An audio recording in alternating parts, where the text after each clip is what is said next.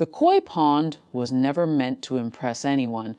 It sat at the far end of the backyard, half hidden behind a low maple tree and a stone bench that nobody used. To most people in the family, it was just water, a few large fish, and an unnecessary patch of space that could have been a garden or a seating area. My sister-in-law had said that more than once. "They're ugly fish," she told my brother one afternoon, loud enough for anyone in the kitchen to hear, "and they take up half the yard." I didn't answer. I rarely did when she talked about the pond. Most people saw orange bodies moving underwater and assumed they were decorative pets, something bought casually and forgotten. What they didn't see was the logbook in my study, the filtration system buried under the stones, the quiet routines at sunrise when the yard was still.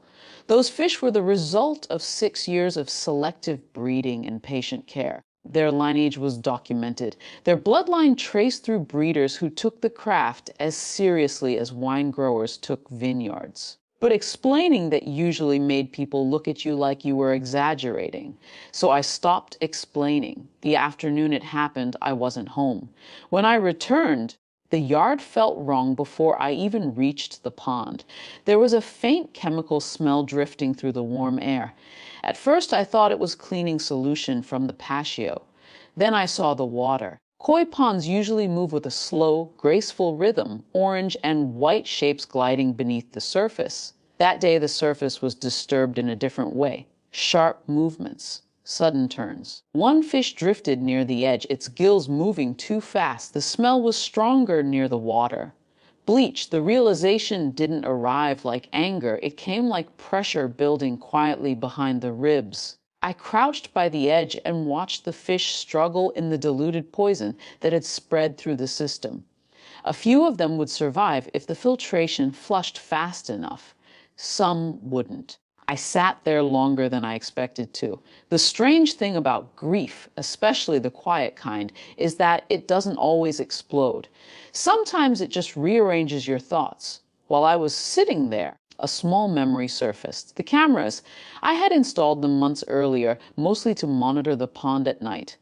Raccoons had been getting bold, and occasionally I liked reviewing the footage to study how the koi behaved when the yard was quiet. I went inside without saying anything to anyone. The footage didn't take long to find. Mid-afternoon.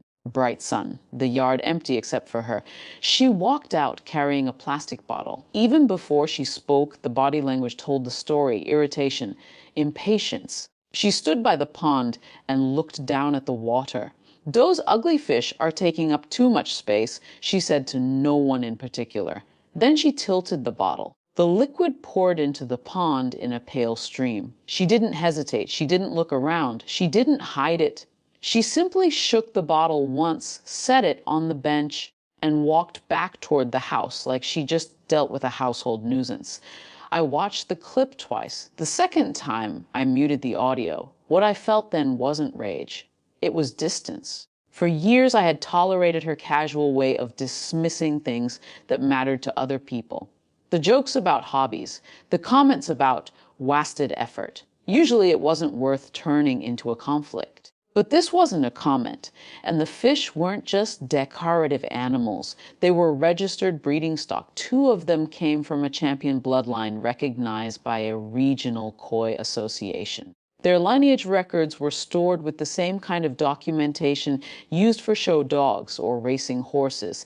I didn't tell anyone in the house about the footage. Instead, I contacted the association first, then a local official who dealt with property damage involving livestock and specialty animals. It sounded strange when I explained it over the phone. But once I mentioned the documentation and the recorded lineage, the tone shifted quickly. 3 days passed before anything happened. During those days, my sister-in-law behaved exactly the same as always. She never asked about the pond, never mentioned the fish. It was as if the act had already vanished from her mind. On the 4th morning, a car pulled up outside the house.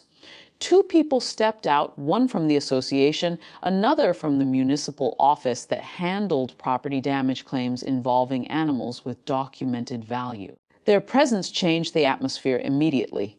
Official visits have a certain gravity that family arguments never achieve. They walked through the yard, examined the pond, and took notes.